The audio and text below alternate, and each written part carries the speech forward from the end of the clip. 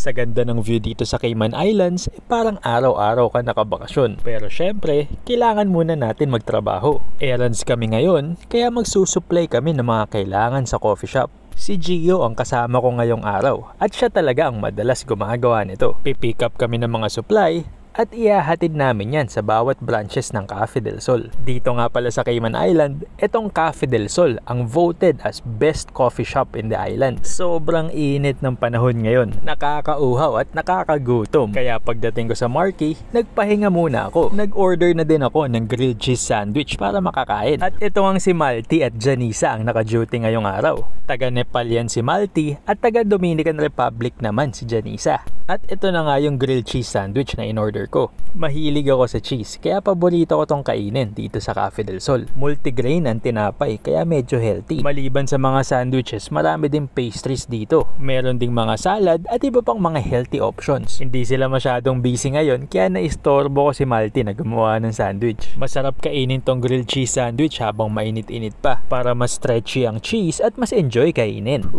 Tignan mo, sarap, diba? Minsan nga iniisip ko, mas masarap siguro to kung may mozzarella cheese pa. Tapos ididip mo sa marinara sauce. Parang pizza na. Habang kumakain ako, dumating si Gio niyan. Kakatapos niya pala mag-jogging samantalang ako kumakain na. I-edit ko kasi itong mga video clips na to para sa POV. Para may pang-upload ako sa TikTok. Black coffee nga lang ang ininom ko, partner ng sandwich na yan. Iwas asukal muna para di masyadong manaba habang kain ang kain. Ang sarap lalo na itong grilled cheese na to kung lalagyan mo ng crispy bacon. Pwede mo din lagyan ng avocado para healthy ng konti. Konting errands lang today. Sobrang init lang dito kahit saglit lang yung work ngayong araw. Holiday kasi ngayon. So, gano'n lang tayo ng konting errands. Mainit na nga ang panahon, naabot pa ng traffic. Meron din kasing traffic dito sa Cayman during lunchtime or busy hours. Maaga akong natapos sa trabaho ngayon, kaya naisip kong dumaan muna sa beach. Sobrang lapit lang ng beach dito sa trabaho. 5 to 10 minutes walk, nasa 7 Mile Beach ka na. Nagdala na ako ng sasakyan kasi diretso uwi na din ako sa bahay. Sisilip lang ako sa beach ngayon. Check lang ako kung may pwedeng spot dito para sa susunod, di ba?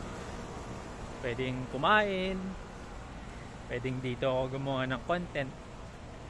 Kasi matagal na rin since the last time na nakapunta ako sa area na to. So public, naman to, public access. So pwede naman dito, dumaan. Medyo mataas nga yung tubig nang dumaan ako, kaya hindi na ako naglakad sa beach. Pero sa susunod na food trip, dito ako magdadala ng pagkain para mas maganda ang background.